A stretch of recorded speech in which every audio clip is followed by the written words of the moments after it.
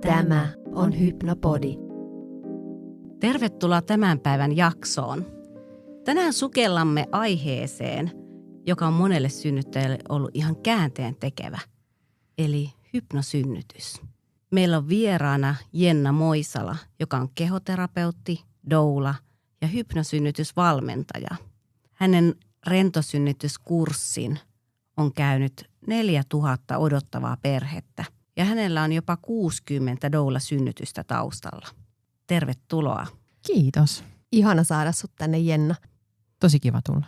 Kiitos kun huolitte. Tämä on semmoinen ajaton aihe, tämä synnyttäminen. Meitä tulee maailmaan ja moni nainen ja miksei sitten koko perhe tai se synnyttäjäperhe, niin on paljon mietintöjä ja haasteita. Ehkä voi olla pelkoja ja muutakin siinä mielessä. Ennen varsinkin ensimmäistä lasta, kun ei oikeastaan tiedä, mitä se synnyttäminen on. Mä en ainakaan tiennyt, että se tuli aika niin kuin puskista koko homma. Niin ja synnytys on siitä jännä juttu, että se on paljon mielessä etukäteen ennen synnytystä, mutta se on tosi paljon mielessä myös synnytyksen jälkeen. Ja itse asiassa moni muistisairaskin muistaa omat synnytyksensä.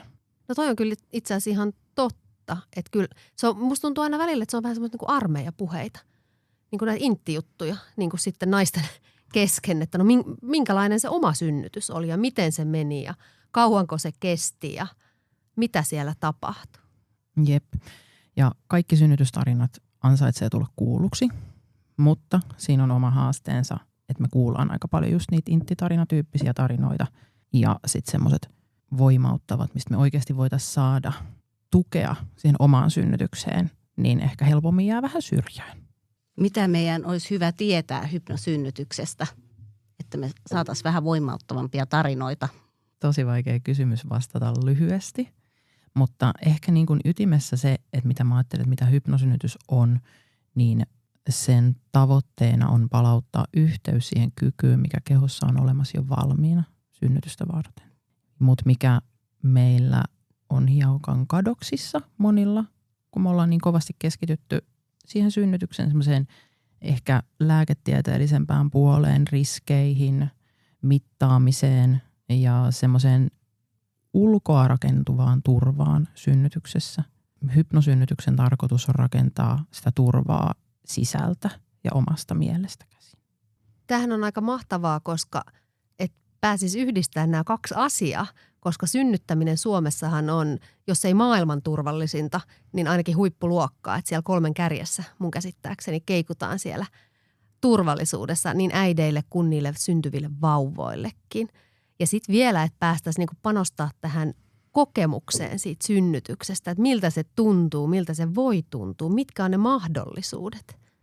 Joo, just näin. Me ei tarvitse luoda vastakkainasetteluja silleen, että joko olisi täysin luomusynnytys tai sitten kaikki lääkkeet heti kun vaan voi -tyyppinen, vaan mä ajattelen, että on tosi hyvä rakentaa semmoista näkökulmaa, jossa nämä kaksi voi yhdistyä parhaalla mahdollisella tavalla. Tokikin usein käy niin, että mitä enemmän synnyttäjällä on omia työkaluja, voimavaroja, niin sitä vähemmän ehkä tarvitaan sitä puuttumista ulkopuolelta. Mutta ei sitä voi aina vetää niin yksi yhteen, mutta se luo edellytyksiä sille, että voi vaan seurata sen oman kehon tahtia ja rytmiä ja se ikään kuin riittää. Mulle tuli tämmöinen ihan kysymys mieleen, että missä vaiheessa niin kun hypnosynnytystä aletaan harjoittelemaan? Ihan älyttömän hyvä kysymys. Ja tälle lyhyt vastaus on se, että viimeistään muutamia viikkoja ennen synnytystä olisi hyvä aloittaa. Mutta sitten mä ajattelen, että sillä ei kyllä koko eletty elämä myös näkyy siinä raskausaikana ja synnytyksessä. Että ei sillä lailla ole sellaista, että älä ajattele tätä ennen kuin viikolta 35. Et sitä rajaa on sillä lailla vaikea vetää. Mutta sillä lailla, mitä mä käytännön valmennustyössä huomaan, niin osalla niin kuin jotenkin se soljahtaa hirveän helposti se, että ne harjoitukset tuntuu heti hyvältä ja niitä on helppo lähteä seuraamaan. Ja sitten se on semmoinen aika niin kuin pehmeä harjoittelun tie, mitä siitä on helppo lähteä seuraamaan. Ja sitten taas osalla on sillä lailla, että huomaa, että kun pysähtyy, niin se onkin hankalaa, että kehossa on semmoista rauhattomuutta, ehkä turvattomuutta ja stressiä ja on tottunut enemmän kontrollin kautta lähestyä asioita. niin silloin se on hirveän hyvä, jos on pidempi aika kypsytellä ja sulatella sitä asiaa. Ikään kuin opettaa keholle, että hei, mä voin turvassa tehdä tämmöisiä harjoituksia. Ja tämähän ei sinänsä verran, nyt kun mä kuuntelen tätä, niin tämähän ei poikkea normaalista hypnoterapia-asiakkuudesta hirveästi. Ei niin. Mulla vaan ajatukset on niin siellä historiassa, että, että mä halusin, Sulla jäi se sanomatta. niin, mä halusin niin kertoa, että tämä ei ole mikään uusi villitys. Että hypnoosia on käytetty synnytyksessä, kivunlievityksessä ja 1800-luvun puolivälistä asti, ennen kuin keksittiin nämä puudutteet ja nykyinen kivunlievitys lääketieteellisesti. On täytynyt keskittyä enemmän siihen mielenhallintaan ja siihen turvaan ja ikään kuin monesti mä vertaan hypnosynnytystä siihen, että mehän ollaan nisäkkäitä me ihmiset. Ja muut nisäkkäät, ne luo sen turvan synnytystapahtumansa sillä, että ne petaa pesään, ne menee pesään, niillä on ehkä saattaa olla muita lajitovereita siinä ympärillä turvaamassa. No me ihmiset me mennään, useimmat meistä menee vieraaseen ympäristöön, sairaalaan, missä on uusia ihmisiä, kirkkaat valot, kliininen ympäristö. Me ei samalla tavalla pystytä rakentamaan sen ympäristön kautta sitä pesää siihen synnytykseen. Ihmiset luo sen pesän mielen sisälle. Ja nyt kun meillä on keinoja puuttuu synnytykseen, jos ei se edisty, me voidaan laittaa lisää synteettistä oksitosiinia ja auttaa monin tavoin synnyttäjän niin kuin ulkoisesti. Niin siinä mä ajattelen, että siinä on sitten niin kuin unohtunut se tapa, että no miten ennenkin synnytettiin, miten silloin pärjättiin, niin me ei enää ikään kuin tarvita niitä, koska meillä on niin paljon niitä ulkoisia keinoja. Joo. Ymmärrän hyvin, mitä tarkoitat tuosta, että ehkä niin kuin se mielen turva, niin se onkin nyt ulkoistettu tavallaan sille sairaalalle ja lääkäreille, mitkä varmasti osaavat hommansa. Mm-hmm. Mutta sitten ehkä ne meidän sisäiset tarpeet kuitenkaan ei täyty. Joo, ja moni kokee sitten kuitenkin siitä huolimatta turvattomuutta. Ja synnytyspelkoahan meillä on tosi paljon. Just sen takia, että meillä on siinä kuitenkin olemassa myös se kokemuksellisen turvan tarve. Ikään kuin sen heittäytymisen, kehon mukana menemisen ja sen intimiteetin, mikä synnytyksessä liittyy. Ja sen kohtaamisen tarpeen kautta tuleva turva, joka sitten taas ei ole meillä niin vahvoissa kantimissa. Siinähän on aika niin kuin ehkä muiden armoilla aika paljaana siinä synnytystilanteessa. Ja ehkä sen käsittely niin kuin jo etukäteen, että hei, että just, että nyt me ollaan täysin luonnollista. Tähän mut on tehty. Joo. Ajatusmalli. On. Ja jotenkin sen löytäminen, että itse asiassa kuin hieno tapahtuma se on, kuin voimakas mun keho on synnytyksen aikana ja kuin mä saan heittäytyä siihen. Mä saan heittäytyä siihen eläimellisyyteen, mikä erottamattomasti kuuluu osaksi synnytystä. Niin tämä jotenkin ehkä just, että se on eläimellistä touhua. Joo. Ja se pitäisi ymmärtääkin. Että mä itse toivon, että mulla olisi joku sanonut, että no niin, nyt eläin esiin itsessäsi synnytyksessä, eikä jalat auki ja ponnista. Joo, että tätä ei nyt voi järkeillä ja suorittaa sillä lailla, miten me ollaan totuttu monesti muissa elämäntilanteissa. Että tässä tarvitaan yhteys johonkin muuhun osaan meissä itsessämme kuin siihen kriittiseen analysoivaan osaan. Mikä se on se osa, mihin tarvii ottaa yhteys, että se onnistuu se synnytys paremmin? Se on keho ja tunteet. Miten sä, Jenna, olet päätynyt tähän ammattiin, auttamaan synnyttäjiä? Kehon kautta. Eli mä oon fysioterapeutti taustakoulutukseltani ja mä fysioterapia-opinnoissa olin ihan liekeissä sit keho- ja mieliyhteydestä ja tein opinnäytetyöt siihen liittyen ja kaikki syventävät jutut. Ja sitten valmistuttua, niin aika pian tulin raskaaksi ja mulla oli itsellä voimakas synnytyspelko. Mä olin aina ajatellut, että mä en ehkä halua lapsia sen takia, koska se synnytys tuntui jotenkin niin, vaan siinä kohtaa kamalalta ajatukselta. Ja kun mä sitten aloin odottaa, niin mä olin sen edessä, että mun täytyy nyt joko mä voin laittaa pään pensaaseen tai sitten mä voin ottaa enemmän selvää siitä synnytyksestä, mikä mua pelottaa. Ja onneksi mä päädyin siihen, että mä päädyin ottaa enemmän selvää, koska sieltä aukesi ihan valtavan ihana maailma siitä, että okei, tämä keho-mieli-yhteys ja tämä mieletön viisaus, mikä meillä on, niin tämä on nimenomaan se, mikä tulee käsin kosketeltavaksi synnytyksessä. Ja sitten mä päädyin hyödyntämään kaikkea sitä, mitä mä olin fysioterapeuttina oppinut siitä, niin synnytyksen kautta. Et mun omat kokemukset on ollut hirveän hyviä. Ekassa kokemuksessa mä roikuin kuin hengenhädässä mun miehessä ja doulassa. Ja he auttoivat mua aivan älyttömän paljon. Tokassa taas mä halusin, että mulla on jotain ikään kuin missä roikkua itsekin itsessäni. Että mistä mä otan tukea mun oman mielen sisällä, mun omassa kehossa. Ja sen takia mä päädyin silloin hypnosynnytyskurssille. Ja se toi nimenomaan sen tokan synnytyksen, sen kokemuksen, että jees, mä tiedän itsekin, miten mä tuen itseäni. Toi on aika magea löytö. Ja jälleen kerran mä vedän tavallaan ihan kaikkeen muuhunkin elämään tämän. Miten mä tuen itseäni? Missä se mun oma sisäinen tuki on tähän? Ja sitten vielä kun on synnytys, mikä on tämmöinen aika erityinen tilanne ihmisen elämässä. Mutta siis sulla oli jo ensimmäisessä synnytyksessä, sulla oli oma doula. Joo, oli. Mä olin jostain Jenkkisarjasta nähnyt silloin, että siellä oli jollain doulaa. Mä ajattelin, että toi on niin kuin makeeta. Että mulla oli aina semmoinen tunne, että mun täytyy jotenkin, mä tiedän, että mä oon hirveän herkkä ihminen, tiesin jo silloin, niin että mulla täytyy olla joku synnytysammattilainen siinä, joka myös ymmärtää mua ihmisenä. Ei niin, etteikö se kätilö ymmärtäisi, mutta kun eihän mä tiennyt yhtään, kuka sieltä tulee vastaan. Että mä tiesin, että mun täytyy saada nojautua johonkuhun, joka tuntee synnytyksen, mutta tuntee myös minut. Ja sitten toki doula tukee kumppaniakin ja ensisijaisesti tukee kumppania olemaan synnyttäjän tukena. Mutta joka tapauksessa niin tämä kombo oli mulle ihan älyttömän hyvä. Mutta mä haluaisin palata takaisin tuohon, mitä sanoit, että niin, että muussakin elämässä, että kun me löydettäisiin sitä omaa sisäistä voimaa, niin se on mulle se motivaatio oikeasti tehdä tätä työtä. Et synnytys voi olla, ja todellakin mä aina toivoisin, että se olisi jokaiselle synnyttäneelle semmoinen kokemus, mikä antaisi voimaa vanhemmuuteen, erityisesti siihen vauvavuoteen, missä sitä erityisen paljon usein tarvitaan. Mutta niin kuin ihan mä ajattelen myös naisasiakysymyksenä tämän, että meidän semmoinen kehollinen viisaus ja voima tulisi meille itselle näkyväksi ja sitä kautta myös loppuelämään voimavaraksi. Hienoja ajatuksia.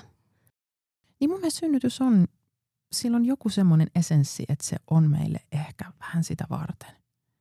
Ja toisaalta me voidaan löytää se siinä, tai sitten me voidaan löytää se sitä kautta, että siinä synnytyksessä tulee jotain, mikä rikkoo sitä ja se kutsuu meitä tutkimaan sitä asiaa, löytämään sitä uudestaan.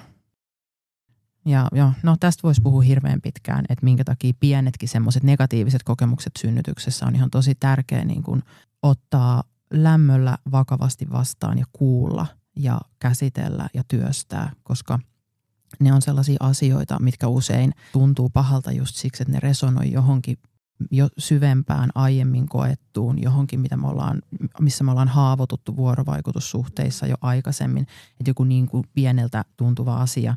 Esimerkiksi mun omassa synnytyksestä nyt on, no en mä omaakaan kokemusta nyt vähättele, niin mulla oli esimerkiksi tosi tärkeää, että tokassa synnytyksessä, kun mä en ehtinyt ammeeseen, niin mulle kuitenkin laitettiin se valuma. Että mut huomioitiin, että se oli mun toive, että mä haluaisin mennä sinne. Että kukaan ei sanonut sulle, että kukaan ei sanonut mulle, että et sä sinne enää kerkeä. Niin kuin ohittanut mua sillä pienellä tavalla. Koska mulla, niin kuin monella muullakin ihmisellä, on tosi paljon semmoisia ohittamisen kokemuksia lapsuudessa. Ja synnytyksessä me ollaan sellaisessa mielentilassa, me ollaan samaan aikaan hirveän vahvoja, mutta me ollaan samaan aikaan hirvittävän auki ja herkkiä.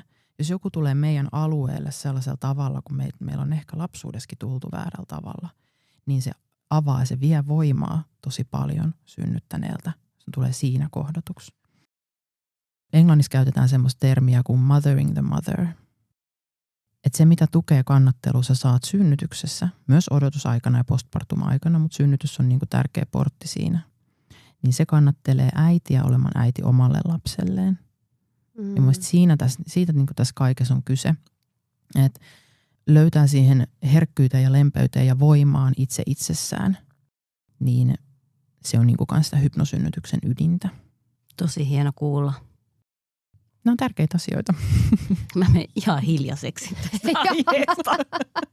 Me voitaisiin Veerankaan vaan istua tässä ja kuunnella.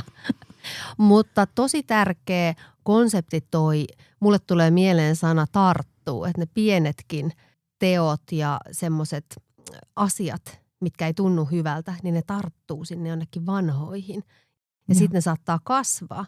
Säkin mainitsit sen, että sen synnytyksen jälkeen on tärkeää ja sitä synnytystä ajatellaan sen jälkeen. Niin ehkä asiat sitten saavuttaa erilaisia mittasuhteita, jos niitä ei hoideta oikein silloin heti ja käsitellä. Ja juuri toikin, koska se synnytys jättää voimakkaan muistijäljen, se on niin voimakas tapahtuma, niin mitä tahansa sen aikana tapahtuu, niin me muistetaan se tosi voimakkaasti ja se menee sinne tunnekehoon. No kerro nyt, minkälaisia kokemuksia sun asiakkaat ja asiakasperheet on saanut tuosta hypnosynnytysvalmennuksesta? No tämä on niinku semmoinen dilemma, että aivan mielettömiä, aivan siis käsittämättömän upeita ja rauhallisia synnytyksiä, missä me ollaan kätilön kanssa katsottu vierestä, että voiko tämä olla totta. Ja sitten taas jotain toisaalta siltä väliltä, että hei, joo, mä sain vähän apua siitä, että mä tein näin, mutta mä en ihan nyt päässyt siihen käsiksi tai siinä oli niin paljon muuta tai mä en pystynyt keskittymään tai siinä oli muita haasteita siinä synnytyksessä. Niin se, mikä usein, että jos vaikka kuuntelee niin kuin seuraa hypnosynnytystä jostain maailmalta, niin siinä niin kuin esitetään se asia niin, että teet näin, niin sä saat sun unelmien synnytyksen. Ja nyt kun niin me ei voida missään nimessä kenellekään sanoa, mutta silti voi sanoa, että tee näin, niin sä pääset lähemmäs sitä, mikä on sun oikeasti sun voima synnytyksessä ja mitä sä sen aikana tuut tarviimaan. Mutta mä en voi tietää etukäteen sitä, että mitä se hypnosynnytys loppujen lopuksi antaa. Ja sitten taas toisaalta on niinku kauhean tärkeää, että vois upota siihen, että okei, mä oon käsitellyt mun toiveet ja tarpeet ja erilaiset mahdollisuudet. Ja sit mä uppoon siihen, että miten voimakas mä voinkaan olla, miten rento mä voinkaan olla, miten luottavainen mä voinkaan olla ja kuin mua kannatellaan koko se matka. Ja nyt mä vaan annan mennä. Niin nythän sä kuvailet luottamusta. Jep. Eli sä oot tehnyt tietyn prosessin, sä oot harjoitellut tietyt asiat, mitä sä pystyt. Ja sit sä luotat siihen, että hei, I got it. Joo. Ja mä luotan siihen, että mä oon riittävän valmis ja nyt mä uskallan antaa mennä. Synnytys on ristiriitaista. Joo. Että toisaalta kun se on tapahtuma, mitä sä et voi hallita, mutta se koettu hallinnan tunne, niin se taas voi lisääntyä paljonkin. Että mä ikään kuin, mulla on semmoinen olo, että mä hallitsen sitä, miten mä meen tähän prosessiin. Mutta just siitä ristiriidasta, että toisaalta täytyy ymmärtää ja tietää, että ollaan kyse hallitsemattoman asian kanssa ja toisaalta se, mitä sä odotat ja mihin sä luotat, niin vaikuttaa siihen, mitä sun kehossa tapahtuu. Ja ehkä niin kuin lyhyesti siitä, että mitä kehossa tapahtuu, miksi se turva nyt on niin tärkeää. Siitä me ollaan puhuttu monta kertaa. Ei se turva ole tärkeää siksi, että se olisi kivempaa synnyttää tai että olisi tunnelmavaloja tai olisi jonkunlainen elämyssynnytys, mikä aina välillä mediassa nousee esille, mikä on niin kuin täysin väärin ymmärrys siitä asiasta. Vaan kyse on siitä, että kun sä tunnet olevasi turvassa, siis aidosti kokemuksen tasolla turvassa, että tässä mä voin rentoutua ja päästää irti, niin se vaikuttaa suoraan siihen, mitä kohdussa tapahtuu. Eli kohtuhan on rakentunut niin, että jos synnyttäjä on turvattomassa ympäristössä, niin ei silloin kannata päästää vauvaa syntymään. Kannattaa odottaa, että hakeudutaan sellaiseen paikkaan, missä vauvan on turvallista syntyä. Ja silloin kohdun sulkijalihakset kiristyy ja ne vauvaa ulos työntävät lihakset toimii tehottomammin. Toisaalta se on niin kuin kauhean järkiperäistä. Meillä täytyy olla niin kuin vastauksia meidän avoimiin kysymyksiin. Siitäkin on synnytysvalmennuksessa kyse. Mutta toisaalta se on hyvin semmoista sanottamatonta, mikä liittyy siihen koko sen tilanteen intimiteettiin ja rauhaan. Esimerkiksi mä vertaan usein siihen, että kuin helppo sun olisi käydä kakalla tuossa noin keskellä, kun muut ihmiset katsoo, niin vaikka ajatellen niin kuin synnytyshuoneen keskellä. Niin sun keho luultavasti pitää kiinni, että ei se ole niin helppoa. Ei tuu sitä työntörefleksiä. Niin synnytyksessä on ihan samanlaisista asioista kyse.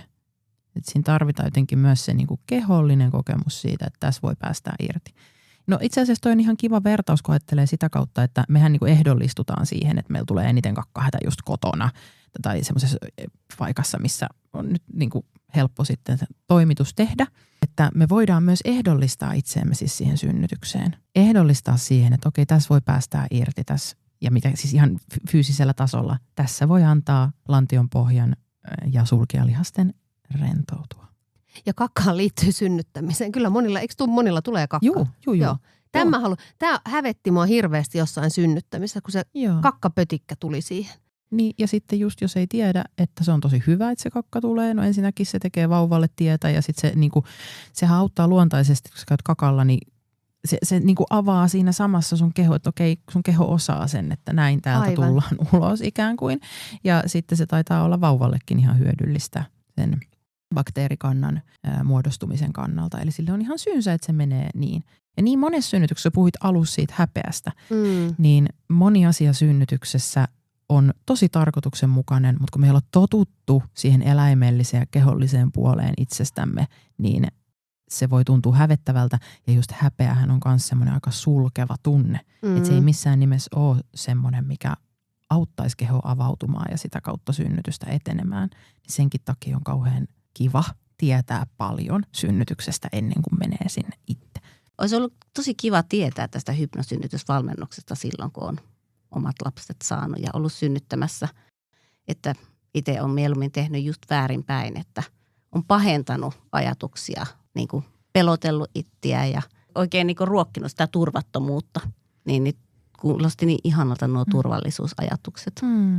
Niin ei ole todellakaan yksin. Niin meidän mieli toimii. Meillähän on negatiivisuusvinouma, joka koko aika syöttää meille muutenkin negatiivisia ajatuksia, niin miksi se olisi eri synnytyksessä? Niin, mun mielestä siinä on ehkä semmoinen ristiriita, miksi sitä haluaa kutsua, että tavallaan, että kun halutaan tietoa ja halutaan rehellisyyttä, mutta sitten ei haluta lietsoa sitä pelkoa. Eli miten tämän tasapainottaa? Et henkilökohtaisesti mulla oli järkytyks, oli niin kuin ensimmäinen raskausaika. Kun mä oon kuullut mun kuinka ihanaa, mun yksi parhaimmista ystävistä oli semmoinen raskaushehkuja. Se hehkuja nautti kaikesta ja ai että. Ja sitten kun mä olin itse raskaana, niin no en nyt halua ketään pelotella, mutta ei se miellyttävä tila ollut mulle, siis henkilökohtaisesti. Että tavallaan semmoinen, mä olin sille, että miksei kukaan kertonut, että on tämmöistä. Niin kun, että sitten kuitenkin se rehellisyys just siitä, että se on eläimellistä touhua. Siihen kuuluu kipua, siihen kuuluu monenlaisia asioita, kakkaa ja muuta. Että mistä me löydetään se tasapaino, miten sä löydät sen niissä sun valmennuksissa? No usein mä puhun just ton eläimellisyyden kautta. Että meidän on niin tosi hyödyllistä tulla sen kanssa enemmän tutuiksi. Mutta usein me ajatellaan että on niin kuin iso reaktio, iso prosessi, mihin me mennään, joka ulkopuolelle saattaa näyttää. Monesti se näyttää ulkopuolelle ihan erilaiselta kuin miten synnyttäjä kokee sen itse. Niin se, että se on semmoista, niin ei tarkoita, että se olisi mahdotonta tai pelottavaa. Siihen pitää niin kuin tottua ajatuksena. Tämä on taas yksi pointti, minkä takia on ihan hyvä aloittaa ajoissa valmistautuminen. Mutta en mä sitä sano, että nyt kaikki on pielessä, jos sä oot viikolla 38 ja sä kuulet tämän nyt, koska siis ihan älyttömän paljon apua ja tukea saa siitäkin, että niin kun moni saa ihan jo siitä vaan, että pidä leukarentona, niin se on se, millä mennään koko synnytys. Et ei se tarkoita, että sun täytyy kaikki maailman asiat käsitellä, mutta siis jos aikaa on, niin musta se on niinku ihana, että saa rauhassa ensin käsitellä ne pelot ja ne, että mikä mua pelottaa ja miten mä voin niiltä välttyä ja mitkä on ne käytännön stepit ja mitkä on ne hoitokäytännöt ja yleensä kun me saadaan puhuu rauhassa peloista ja saadaan tuotua ne päivänvaloon sieltä mielenperukoilta pyörimästä, niin se on jo niin kuin polkupuoliksi kävelty. Ja sitten siihen päälle rakentaa sit sitä, että okei, no millaista tukea mä kaipaan ja mitä mä kaipaan ympäristöltä, mitä mä kaipaan itseltäni ja miten mä voin käytännössä antaa sen itselle. Mutta siinä ei tarvitse laittaa niinku päätä puskaan. Että se on melkoista ja se on eläimellistä. Ei kaikille niin kuin mä sanoin, niin on myös hirveän rauhallisia synnytyksiä. Se ei näy ehkä ulospäin ja muuta. Työteliästä se on joka tapauksessa. Sen voi luvata. Mutta on se monille todella kaunis, hyvä kokemus, joka tuo onnenkyyneleet silmiin lähes niin kuin joka kerta, kun siitä puhuu. Ja silti se on saattanut olla niin kuin tosi rujoa ja tosi voimakasta. Että ei ne asiat ole keskenään ristiriidassa. Niin ja siinähän on aika valtavan hyvä palkinto odottaa lopuksi se uusi ihminen. niin, kenellä on, kenellä ei. Mä en ainakaan oikein tajunnut, mitä tapahtui, kun mä sain ensimmäisen vauvan. Tämä on ehkä myös yksi semmoinen niinku, vähän niin kuin stereotypia, mitä viljellä. Niin. Sitten sä saat sen palkinnon ja todellisuudessa eihän moni tunne välttämättä mitään heti siinä, kun vauva syntyy. Tämäkin on hyvä huomioida, että sun ei tarvitse. Joo, ei. Tunteet rakentuu pikkuhiljaa ja meillä on ihan niin kuin tavallaan siihen fysiologiseen prosessiin, kun vauva syntyy, niin siihen vähän niin kuin kuuluukin se, että ihan ensi alkuun edes tajuu, mitä tapahtuu ennen kuin vasta siinä hetkisen kuluessa, siis puhutaan kuitenkin niin kuin 10 sekunneista ja näin, niin alkaa vähän palaa sieltä omasta synnytyskuplasta sen verran, että tajuu, että se vauva on nyt tossa. Mä muistan semmoisen valtavan helpottuneen tunteen.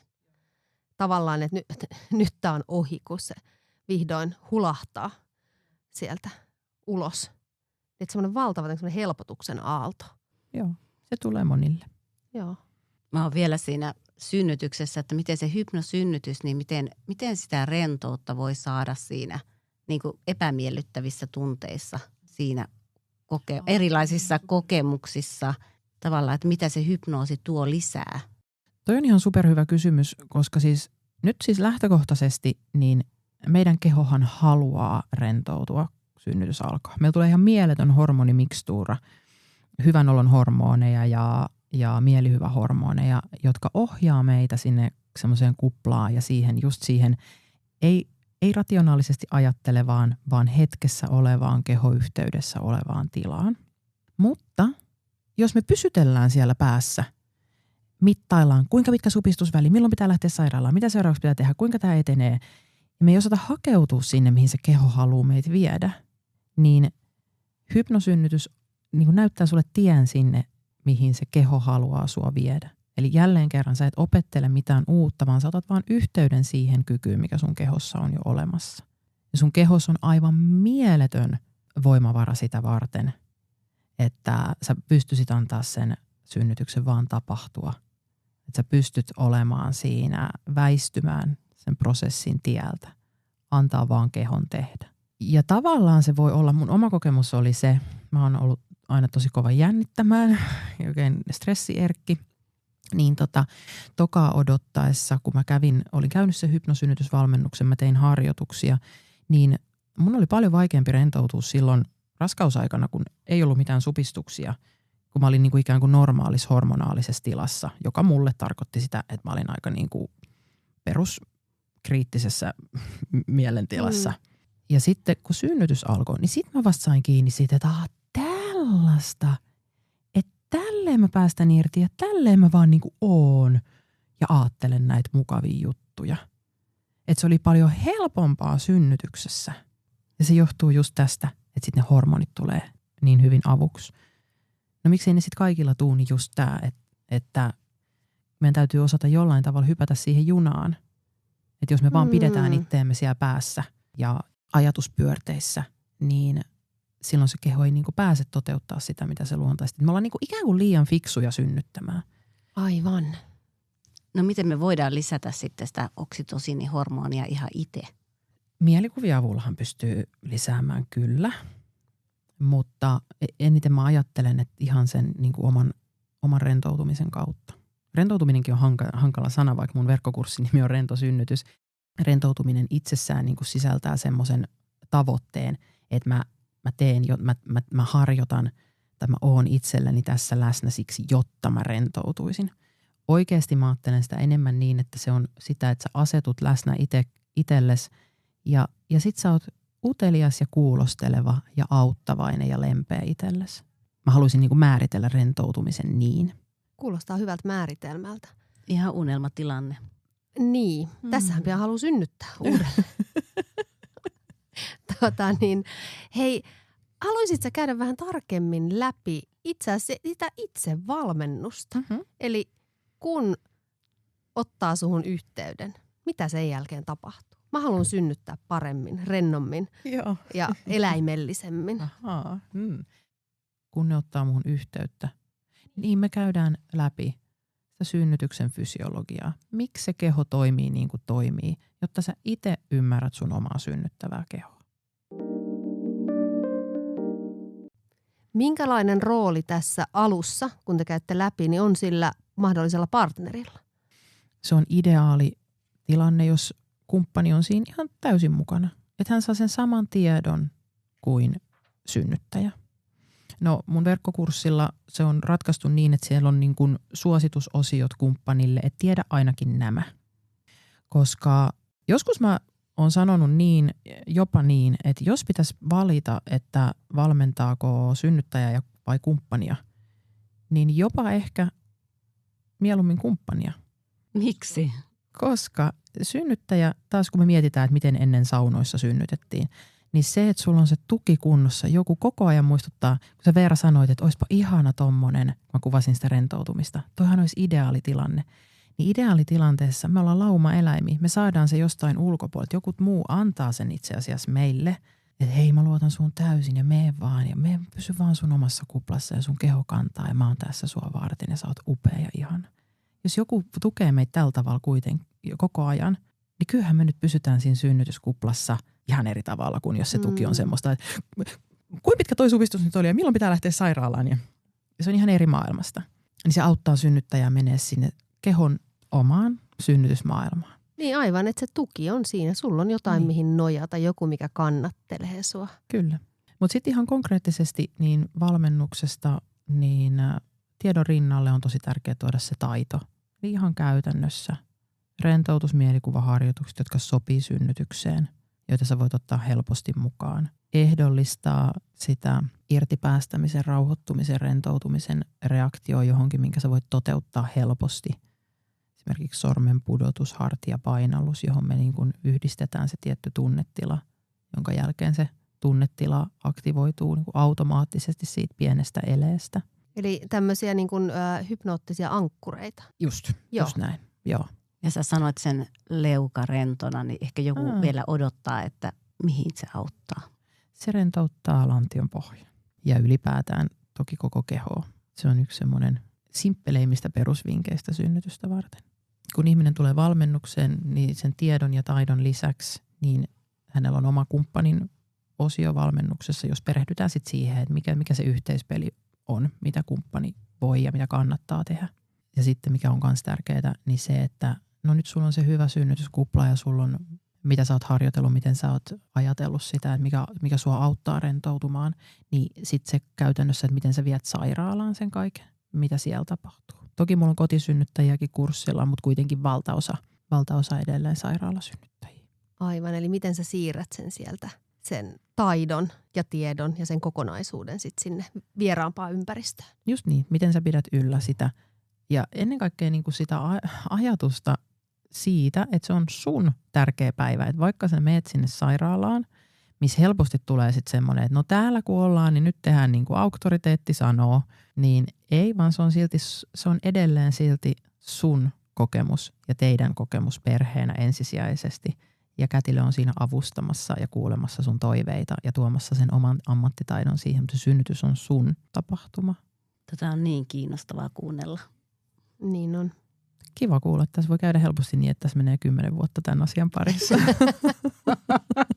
Eli sä oot 10 vuotta ollut tämän asian parissa. Aika lailla tällä hetkellä, joo. Mitä tulevaisuuden suunnitelmia sulla on tämän asian tiimoilta? Niin mä vähän paljastin, että musta on alkanut tuntua, että mä voisin itse kouluttaa hypnosynnytysvalmentajia. Minkä verran hypnosynnytysvalmentajia Suomessa ylipäänsä on? Tiedätkö sä? Taitaa olla semmoinen, no nyt mä en ole ihan varma tämänhetkisestä tilanteesta, mutta uskaltaisin sanoa, että 20-30 välistä. Joo. Tosi moni on kätilöitä, mikä on ihanaa, että tämä menetelmä on niin kuin myös siinä mielessä tuttu sairaalaympäristössä. Jossain vaiheessa kätilöitä myös enemmän koulutettiin tämän menetelmän parissa. Korona-aikaan on niin kuin monta hyvää juttua jäänyt pois, muun muassa just tämä yhteistyö sairaaloiden suuntaan. Mutta se on yksi semmoinen, mitä mä haluaisin virkistää uudelleen. Aivan. No se kuulostaa ihan hyödylliseltä, että olisi lisää osaamista, niin kuin näissäkin, tässä mielen hallinnassa. Se olisi tosi ihanaa. Ja just se, että kun tämä ei ole millään tavalla ristiriidassa sen kanssa, mitä lääketiedekin ymmärtää siitä, että miten meidän hermosto vaikuttaa kehon toimintaan ja miten se taas vaikuttaa synnytyksessä. Mutta se helposti jää niin kuin sen enemmän niin kuin sen lääketieteellisen katsantokannan jalkoihin se asia. Mm. Niin, ja voi ajatella nyt mun mielestä ehkä sille, että on erilaisia rooleja, niin kuin tavallaan erilaisia tukimuotoja. Että kyllähän me jokainen halutaan, että se itse synnytystapahtuma on turvallinen ja että lääketieteellisessä mielessä kaikki menee niin kuin pitääkin ja kaikki säilyy terveinä. Mutta sitten siihen me voidaan rakentaa vaan päälle sitä hyvää synnytyskokemusta tai rakentaa sisään. Joo, ehkä mä ajattelen myös just noin mieluummin, että sisään. Rakennetaan sisään sitä hyvää synnytyskokemusta ja sitä turvaa ja fantastista. Joo. Ja jollain tavalla niille, jotka valmennukseen tulee, niin heillä on niin kuin joku semmoinen lamppu syttynyt, että tämä kokemus saattaa olla mulle merkityksellisempi kuin ihan vaan se, että mä saan terveen elävän vauvan. Just näin.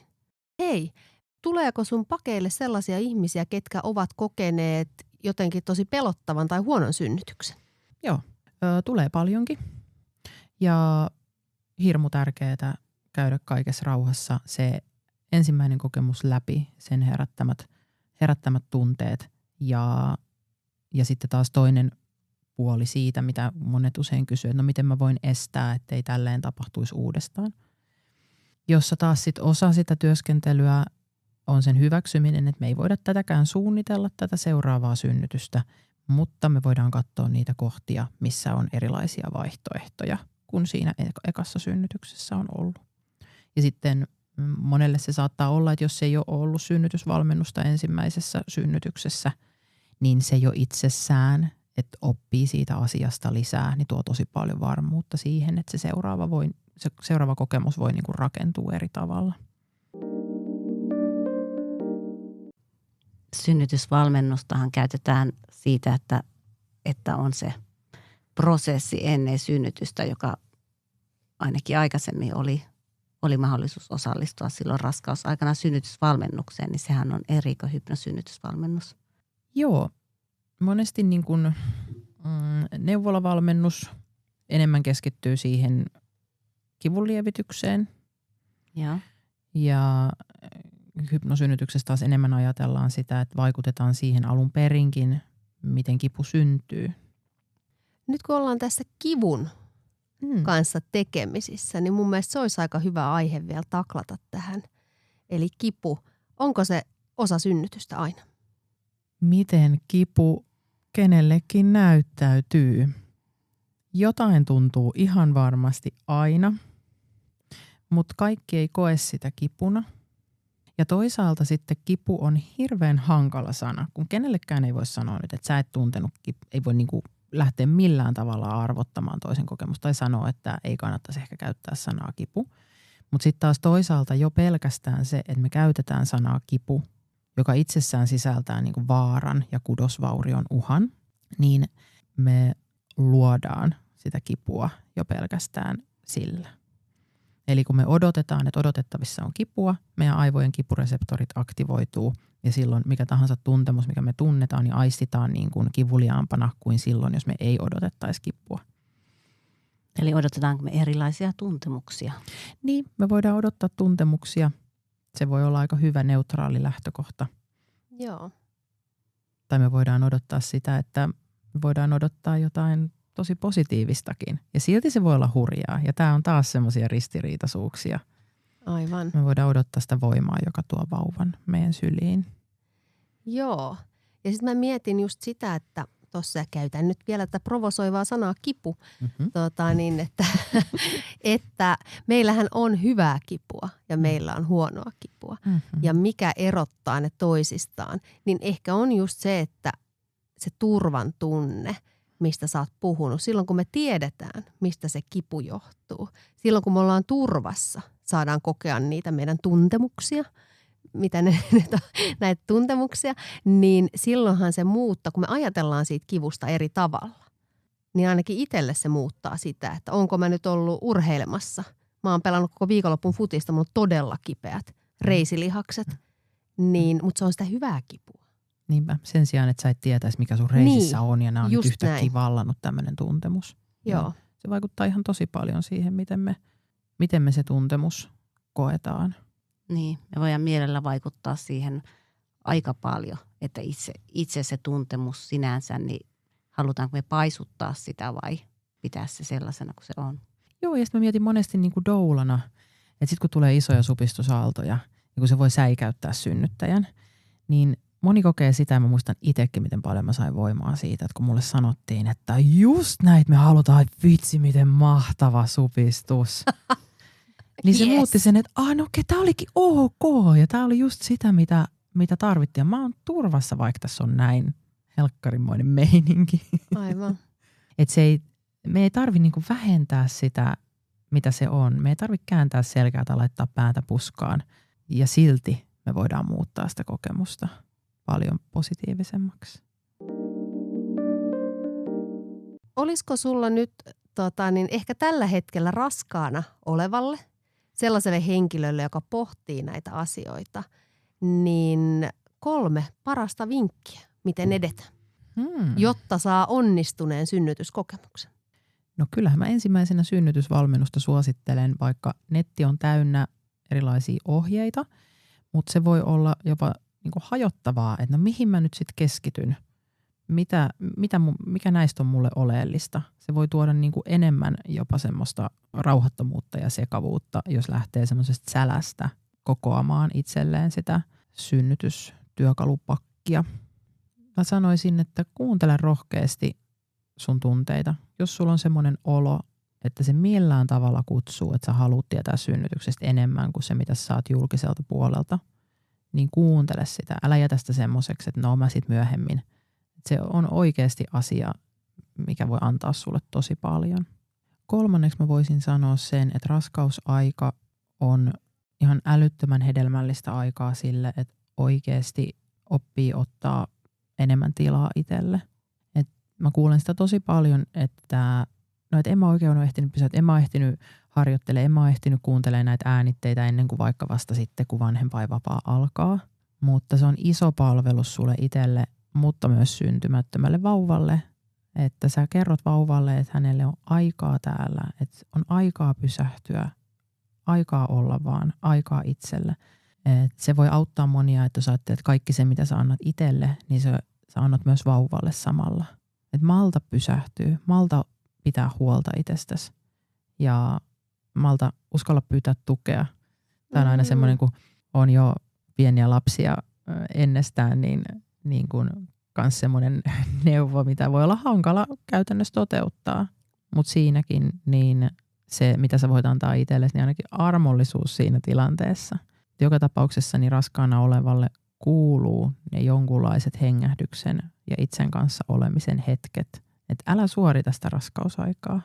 Niin ja kehohan antaa siitä useimmiten vahvoja vinkkejäkin. Että kun sulla on paljon enemmän massaa silloin ja muuta, niin ei voi samoja asioita tehdä. No jostain syystä niin tuossa on semmoinen pieni valuvika, että moni voi tehdä kyllä aika paljonkin ja olla vielä niin todella puuhakas läpi raskauden. Ja no ei, saadaan me niin luonteenpiirteemme säilyttää totta kai, mutta niin. Se voi olla niin myös semmoinen kohta, missä voi oppia uutta siitä, että hei, oppisinko mä vähän hidastamaankin. Niin, jotenkin mä itse ajattelen sitä just, että niin kehittää sitä kykyä kuunnella itseensä. Joo. Että vaikka pystyy siihen, tähän ja tohon myös raskaana, niin ehkä sun ei se ei ole viisainta, mitä sä voit tehdä. Mitä sun ei tarvi. Niin. Sä saat myös vain olla. Kiitos. Kiitos Jenna. Mahtavaa, että saatiin sut tänne podcastiin vieraaksi. Kiitos teille. Oli ihan älyttömän inspiroivaa keskustella teidän kanssa. No on. Tämä on kyllä niin mielenkiintoista. Varsinkin itse 2 lasta saaneena, niin toivoisin todella, että olisin kuullut juuri tämän podcastin jo ennen silloin näistä mahdollisuuksista. Että mitä kaikkea, että tätä voi ei tarvitse keksiä pyörää itse, vaan että sitä voi jonkun ammattilaisen kanssa jumpata tätä hommaa. Aivan upeata. Hienoa työtä teet. Kiitos. Ja mä toivon, että ehkä joku odottaja siellä kuuntelee, niin on saattanut saada ton kaltaisen oivalluksen. No mistä me sut löydetään sitten, kun me halutaan sun luoksesi tulla asiakkaana? Rentosynnytys verkkovalmennuksen löytää osoitteesta rentosynnytys.fi. Sitten mun doula-palveluihin voi tutustua osoitteessa hoivallus.fi. Ihana nimi, hoivallus. Joo. Ja sitten puolestaan Instasta löytyy rento-synnytys. Siellä mä jaan aika aktiivisesti kaikkea mielenkiintoista, niin tervetuloa sinnekin seuraamaan. Kiitos. Ja mistäs meidät löytää Veera? Mut löytää ilonvoimaa.fi-sivustolta. Mut löytää renja.fi. Näillä eväillä eteenpäin. Kiitos. Kiitos. Kiitos. Tämä on Hypnopodi.